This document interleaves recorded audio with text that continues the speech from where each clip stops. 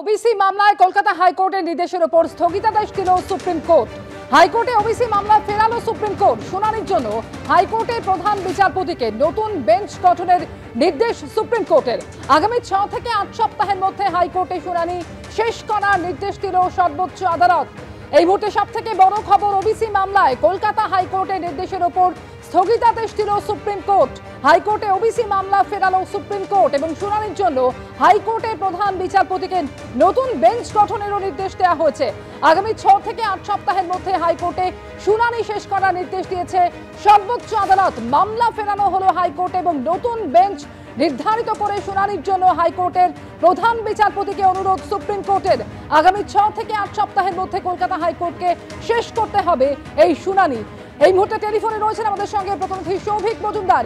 সৌভিক, দেখো, আজকে সুপ্রিম কোর্টের মাননীয় প্রধান বিচারপতির তরফে যে নির্দেশ দেওয়া হয়েছে সেখানে স্পষ্টত বলা হয়েছে যে ওবিসি মামলার ক্ষেত্রে কলকাতা হাইকোর্টের ডিভিশন বেঞ্চ যে নির্দেশ দিয়েছিল সেই নির্দেশের ওপর সুপ্রিম কোর্টের তরফ থেকে স্থগিতাদেশ জারি করা হলো এবং বলা হয়েছে যে এই মামলা আবারও কলকাতা হাইকোর্টে ফেরানো হলো এবং কলকাতা হাইকোর্টে ফেরানোর মূল কারণ সেটা হলো নতুন করে ওবিসি কমিশনের তরফ থেকে যে সিদ্ধান্ত গ্রহণ করা হয়েছে এবং তারা যে পর্যবেক্ষণ করেছে, যে সার্ভে করেছে, তার ভিত্তিতে সেটা ঠিক রয়েছে কিনা বা সেই সার্ভে ঠিকভাবে করা হয়েছে কিনা সেই গোটা প্রক্রিয়াটা বিচার বিবেচনা করার জন্যই এই মামলা আবারও কলকাতা হাইকোর্টের কাছে ফেরানো হয়েছে এবং বলা হয়েছে যে আগামী 6 থেকে 8 সপ্তাহের মধ্যে কলকাতা হাইকোর্টকে এই মামলার যে বিচার প্রক্রিয়া সেই বিচার প্রক্রিয়া শেষ করতে হবে।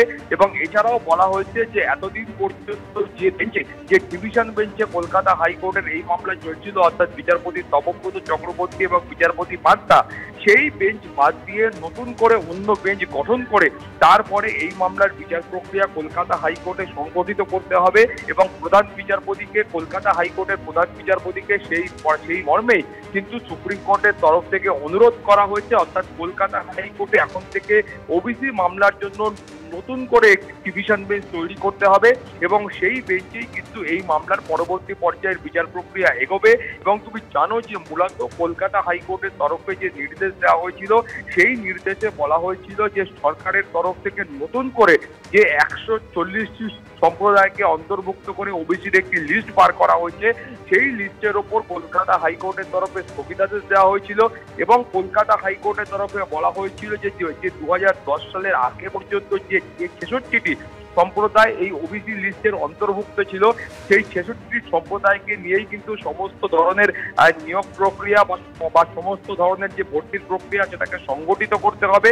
ফলে এই নির্দেশকে সরকারের তরফ থেকে সুপ্রিম কোর্টের কাছে চ্যালেঞ্জ করা হয় এবং সেই মামলার প্রেক্ষিতেই আজকে সুপ্রিম কোর্টের তরফে এই নির্দেশ দেওয়া হচ্ছে। এখন তুমি জানো যে কলকাতা হাইকোর্টে যখন এই মামলার বিচার প্রক্রিয়া সংগঠিত হচ্ছে সেই সময় মাননীয় বিচারপতিরা বারবারই বলেছিলেন যে প্রক্রিয়াতে এই নতুন যে লিস্ট রয়েছে সেই লিস্ট বানানো হয়েছে সেটা কোথাও গিয়ে ঠিক নয় বলে তারা মনে করছেন। কোথাও গিয়ে আইনজীবীদের এটা ব্যাখ্যা ছিল যে এই গোটা প্রক্রিয়াটা অত্যন্ত দ্রুততার সাথে করা হয়েছে, ফলে যে প্রক্রিয়ায় এই মামলার ক্ষেত্রে একটা সার্ভে হওয়া প্রয়োজন, একটা পর্যবেক্ষণ হওয়া প্রয়োজন, সেই পর্যবেক্ষণ কোথাও গিয়ে হয়নি। ফলে সেই কারণেই তারা কিন্তু বলেছিলেন যে এই মামলা, অর্থাৎ এই যে ওবিসির নতুন যে লিস্ট বার করা হয়েছে 140টি সম্প্রদায়কে অন্তর্ভুক্ত করে, সেই 140টি লিস্ট কিন্তু সম্পূর্ণ লিস্ট নয় এবং সেটা আইন অনুযায়ী আইন মেনে হয়নি। ফলে এই যে গোটা বিষয়টা ছিল সেই বিষয়টাকে চ্যালেঞ্জ করেই সরকারের তরফ থেকে তারা সুপ্রিম কোর্টে গিয়েছিলেন এবং সুপ্রিম কোর্টে সরকারের কাছে এটা কিন্তু অত্যন্ত স্বস্তির। ফলে তুমি বুঝতেই পারছো যে নতুন করে যে প্রক্রিয়া ওবিসি কমিশনের তরফ থেকে অবলম্বন করা হয়েছে সেই প্রক্রিয়া আইনত বৈধ কিনা সেটাই কিন্তু কলকাতা হাইকোর্টের নতুন বেঞ্চে এখন ঠিক করতে হবে। সুপ্রিম কোর্টের আরো পর্যবেক্ষণ হচ্ছে যে একটা প্রশাসনিক সিদ্ধান্ত, সেই প্রশাসনিক সিদ্ধান্তের উপর কিভাবে কলকাতা হাইকোর্টের তরফ থেকে এই ধরনের একটা স্থগিতাদেশ দেওয়া হচ্ছে বা সেটাকে বাতিল করা হচ্ছে সেটা ভেবে তারা বিস্মিত হচ্ছেন। এবং সুপ্রিম কোর্টের প্রাথমিক পর্যবেক্ষণ হচ্ছে যে কলকাতা হাইকোর্টের তরফ থেকে যে রায় দেওয়া হয়েছিল বা যে নির্দেশ দেওয়া হচ্ছিল সেই নির্দেশে কোথাও একটা ভুলভ্রান্তি আছে বলে তারা মনে করছেন। ফলে সব মিলিয়ে আগামী 6 থেকে 8 সপ্তাহের মধ্যে কলকাতা হাইকোর্টের নতুন করে বেঞ্চ গঠন করে সেই বেঞ্চে এই মামলার পরবর্তী বিচার প্রক্রিয়া এগোবে, এই নির্দেশই আজকে সুপ্রিম কোর্টের তরফে দেওয়া হয়েছে। অমৃতা, একেবারেই সঙ্গে থাকো সৌভিক। এই মুহূর্তের যে বড় খবরে আমরা নজর রেখেছি, ওবিসি মামলায় কলকাতা হাইকোর্টে যে নির্দেশ ছিল তার উপর স্থগিতাদেশ দিয়ে দিল সুপ্রিম কোর্ট এবং ওবিসি মামলা ফেরালো সুপ্রিম কোর্ট। হাইকোর্টে ফেরানো হলো এই ওবিসি মামলা। শুনানির জন্য হাইকোর্টের প্রধান বিচারপতিকে নতুন বেঞ্চ গঠনের নির্দেশও দেওয়া হয়েছে। আগামী 6 থেকে 8 সপ্তাহের মধ্যে হাইকোর্টে শুনানি শেষ করার নির্দেশ দিয়েছে সর্বোচ্চ আদালত।